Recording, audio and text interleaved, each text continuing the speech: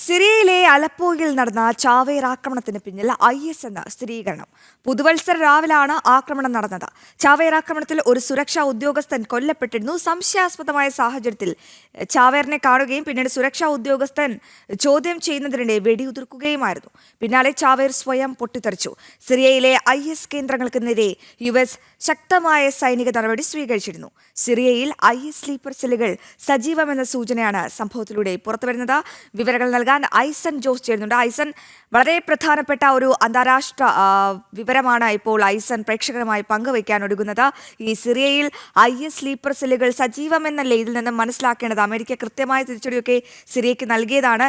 എങ്ങനെയാണ് സിറിയയിലെ അലപ്പോയിലെ ആക്രമണം അവിടെ ഈ IS ആണെന്നുള്ള സൂചന പുറത്തു വരുന്നത്?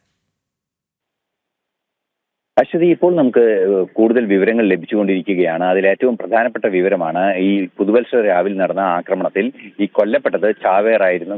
ആക്രമിച്ചത് ചാവേറായിരുന്നു. കൊല്ലപ്പെട്ട സുരക്ഷാ ഉദ്യോഗസ്ഥൻ പരിശോധിക്കുന്നതിനിടെ, അതായത് ചാവേറിനെ സംശയാസ്പദമായ സാഹചര്യത്തിൽ കണ്ടതോടെ നിരീക്ഷിക്കുന്നതിന് വേണ്ടി ചാവേറിനെ അടുത്ത് വിളിക്കുകയും തുടർന്ന് ദേഹപരിശോധനയും ചെയ്യുന്നതിനിടെ ചാവേർ വെടിയുതിർക്കുകയും പിന്നീട് സ്വയം പൊട്ടിത്തെറിക്കുകയുമായിരുന്നു എന്നാണ് മനസ്സിലാക്കാൻ സാധിക്കുന്നത്.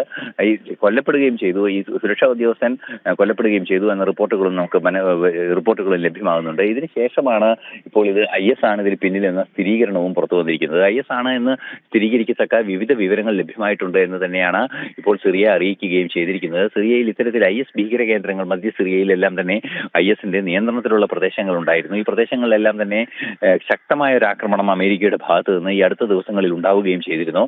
ഈ ആക്രമണം നടന്നതിന് ശേഷമാണ് ഇത്തരമൊരു നീക്കം വീണ്ടും സിറിയയിൽ ഉണ്ടായിരിക്കുന്നത്. സ്വാഭാവികമായും അലപ്പോ നഗരത്തിലുമെല്ലാം തന്നെ, അതുപോലെ തന്നെ മറ്റു നഗരങ്ങളിലെല്ലാം തന്നെ ISന്റെ നിയന്ത്രണം ശക്തമായി ഇല്ലാത്ത പ്രദേശങ്ങളിലും ഇത്തരത്തിൽ സ്ലീപ്പർ സെല്ലുകളുടെ സാന്നിധ്യമുണ്ട് എന്ന് തെളിയിക്കുന്നത് കൂടിയായിരുന്നു ഈ ആക്രമണം.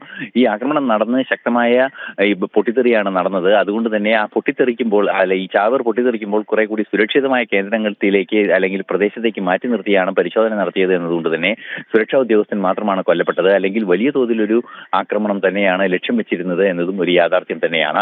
എന്ന് തന്നെയായാലും നിലവിലെ സാഹചര്യത്തിൽ സിറിയ ഇക്കാര്യം സ്ഥിരീകരിക്കുകയും ചെയ്യുന്നുണ്ട്.